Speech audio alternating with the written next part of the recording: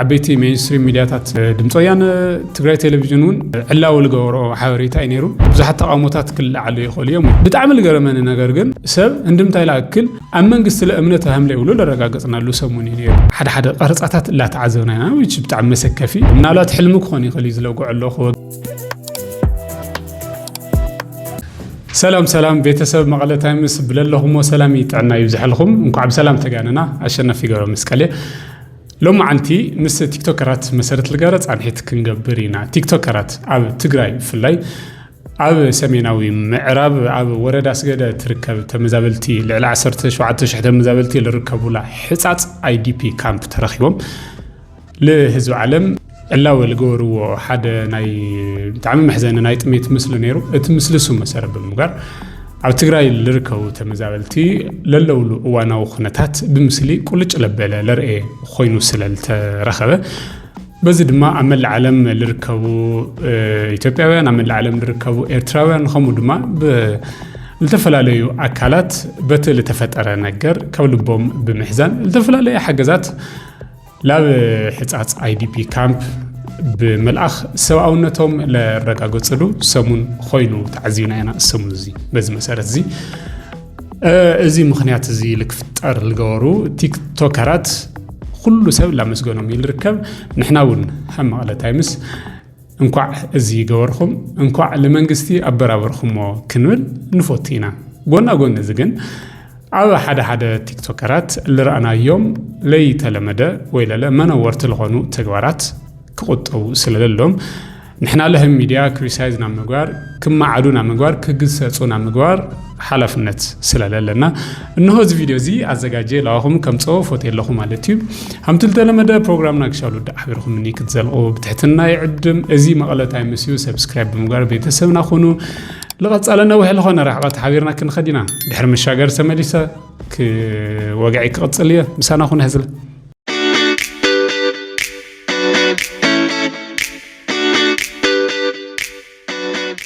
رهورات لبامات تيك توكرات إذا مثل زي لا مل عالم لخبت صح مسجورو مل عالم لركو لبامات السبات كاب للوم كورسهم كمسحهم قنيسهم علتهم مجوي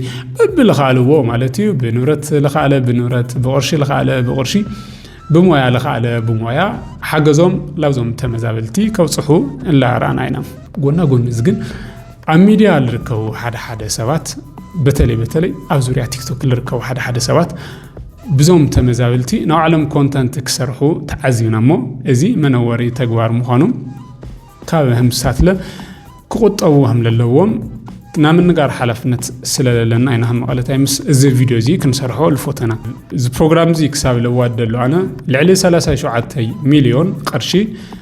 بسلسة تيك توكرات ويدما زغنتات زي الخفتار مخنات الغنو رأس الأول عابيل خمر ما حدا سالسال زنقع خو تيك توكر نيو بنا يوم شم لتخفت أكاونت لعلي 3 مليون قرشي عتاوي هم للتجارة لا تجارة إلى ركوي أو لعلم 124 شيء كم تطل ركوي تمزابلتي توللوا خناتات ملرئ فنتق بالاستعادة بمنبارو قلنا زي خلوت كسرح لقب أم سرحتي لو والده في صانعنا تعزينا يوم من هالوقت جن هم حبرته سب هم حدا زي قافطر هم قاعد حاسوا تلها جن أو حدا يوم تيك توكرات خونه يلخا سيلو للدراما لمثل فلور لمكب خم لا خونه يلخا لمشكات عينة تحسابي الجورو حدا قرصاتات لا تعزونا ويش بتاع مسكفي منالات أوقات علي تريت اللخا الحفر عينة نجارات لا تسرح ولا تعزونا هنا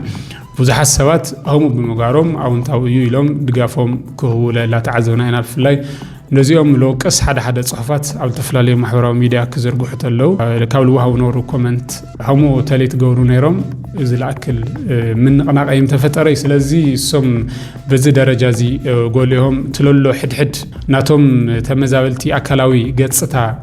بسقايل تعجب دمتي بسقايل تعجب ملقتي شير مقوارهم من تناسل خنا وقع لكم غرات لخونا توجسوا يموك نادخل النيوس لذي همزي لهم كريسايزي تقولوا لولو بتاع مزحات سوات ኣጋጢሞምና እዮም ይኹን ግን ብቱ ለልዕሉ ወለው ሓሳብ ጥራሕ ተደሪትና ሶ ክንብል ግን ከብደና እዩ ጎና ጎን እዚ ብዙሓት ተበለስቲ አንሰፍሲፎም ልጥቀሙሉ ኩነታት ህም ክፍጠር ህም ልኽእል ምግማት ቀሊል እዩ ምክንያቱም ብሰብኣዊ ሓገዝ ተበሊጾም ህይወቶም ለቕንዑ ጅብኦም ለጥሩ ኣካውንቶም ለደልድሉ ከምኡ ለሽሞም ለሃንፁ ብዙሓት ጎራሓት ይህልዩ ይኽእሉ እዮም ትግራይ ክእመን ልኽእል ትካላዊ ቅርፂ ዝሓዘ ትካል ወይ ኣሰራርሓ ዋሕዲ ሃምደሎ ምርኣይ ይልዓሉ እንደምታይ ለኣክል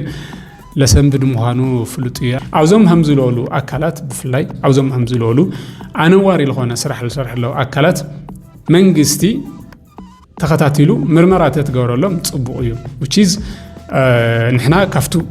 ቪድዮ ላሰነዱ ልሰድዎ ኣለዉ እቲ ድራማዊ ልመስል ምስሊ ኣብኡ መሰረት ጌርና ክሪቲሳይዝ ንገብር ለና ካብኡ መቐፀልታ ዝኾነ ግን ብልምልከቶም ኣካል ሓደ ግብረ ሓይሊ ተጣይሹ እዚ ንህዝቢ ቅርሺ እንድዩ ለህዝቢ ተባሂሉ ዝተዋፀአ ቅርሺ እንድዩ ኣብ ምንታይ መዓላ ውዒሉ ለ ኣብ ተግባር ኣብ መሬት ወሪዱ ከረጋግፅ ክፍትሽ ልኽእል ትካል ክህል ክኽእል እኒሄዎ ምናልባት ሕልሚ ክኾን ይኽእል እዩ ዝለጉዕ ኣሎ ክወግዒ ጎና ጎን እዚ ብጊዜያዊ መንግስቲ ትግራይ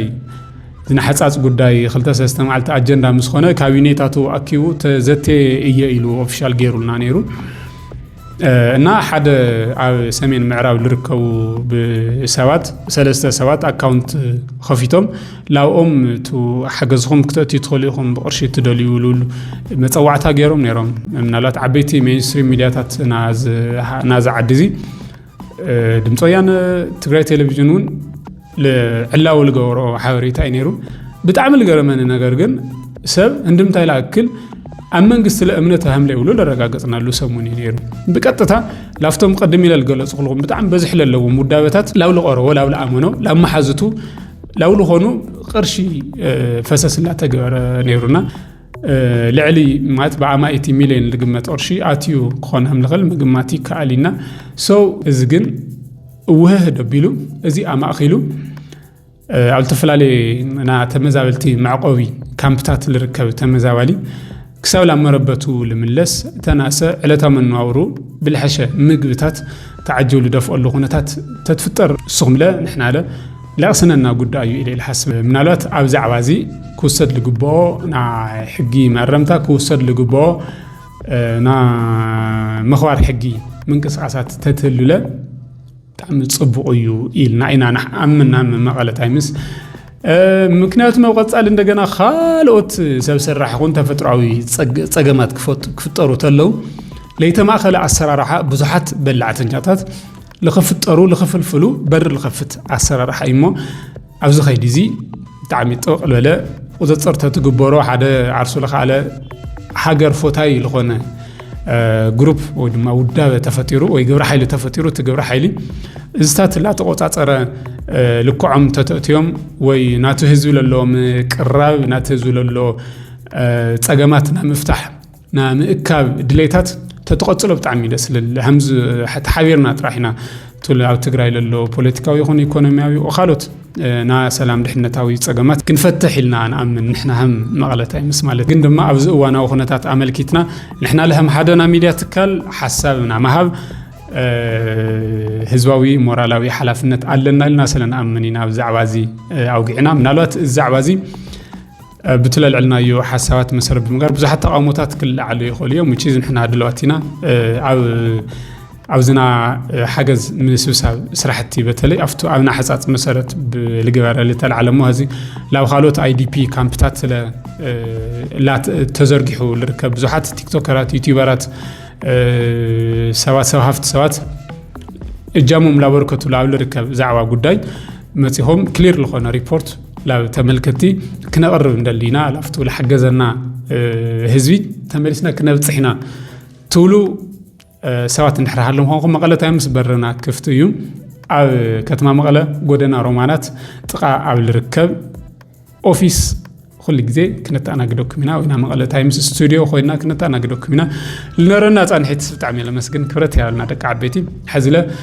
መቐለ ታይምስ ሰብስክራይብ ግበሩ